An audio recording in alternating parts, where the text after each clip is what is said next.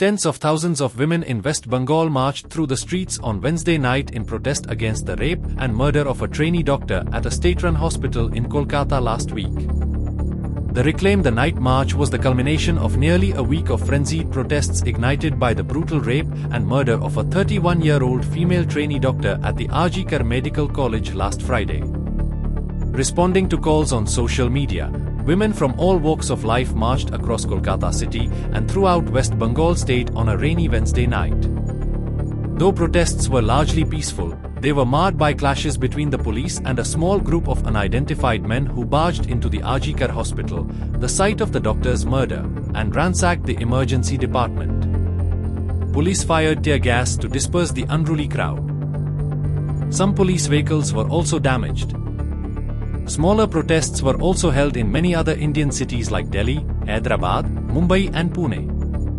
AFP medical professionals, activists and citizens of Siliguri chant as they take part in a protest march named "The Night" is also asked to condemn the rape and murder of a young medic in Siliguri on 14 August 2024. Elsewhere in the city, women marched resolutely, holding placards of protest, their faces illuminated by the glow of mobile phones, candlelight, and flaming torches.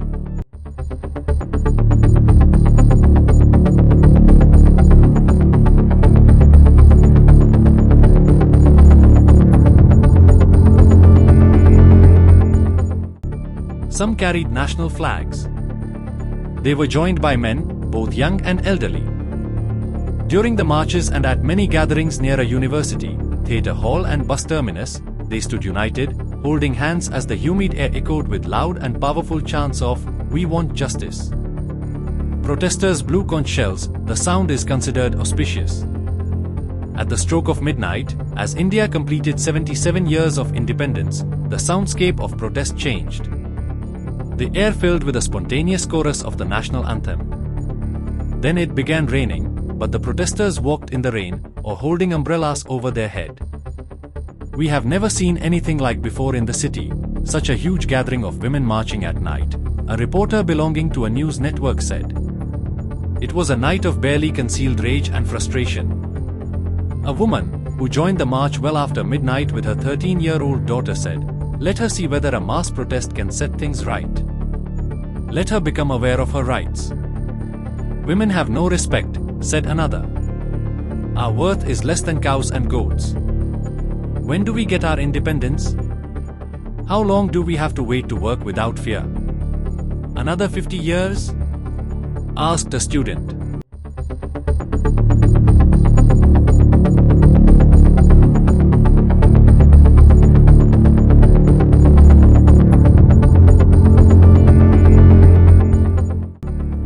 Sanchari Mukherjee said she marched with thousands of others from a bus terminus in Jadavpur, undeterred by the rain. She met people of all ages, from all classes, the well-to-do, the middle class and the poor. "I saw an elderly couple, the husband helping the woman to walk," she said. One family brought their little girl along, perhaps so the memory of this event would be etched in her mind, how her parents stood up against injustice, and how she, too, can protest one day. Ms. Mukherjee said the entire city seemed awake as the marchers passed by illuminated homes, with people peering out of windows and crowding verandas to watch.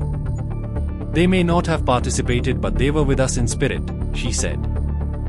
"We want justice" had become the anthem of the march, and it didn't feel like just a slogan, Ms. Mukherjee said. It felt like every young woman was deeply hurt and determined, frustrated that they still face these issues in 2024. Ms. Mukherjee added that she had to walk a few miles to join the march because the streets were gridlocked late at night. "I was instantly swept up in a sea of people heading to the protest site. There was no excitement, just a stoic determination to create an event which would become a symbol for the times to come." The protests have been fueled by anger over local authorities' handling of the young trainee doctor's rape and murder. She had fallen asleep in a seminar room after a 36-hour shift last Thursday, as there was no designated rest area for her to sleep in. The next morning, her colleagues discovered her half-naked body on the podium, bearing extensive injuries. Police later arrested a hospital volunteer worker in connection with what they said was a case of rape and murder. but there have been accusations of cover-up and negligence. The case has since been transferred from local police to the Federal Central Bureau of Investigation.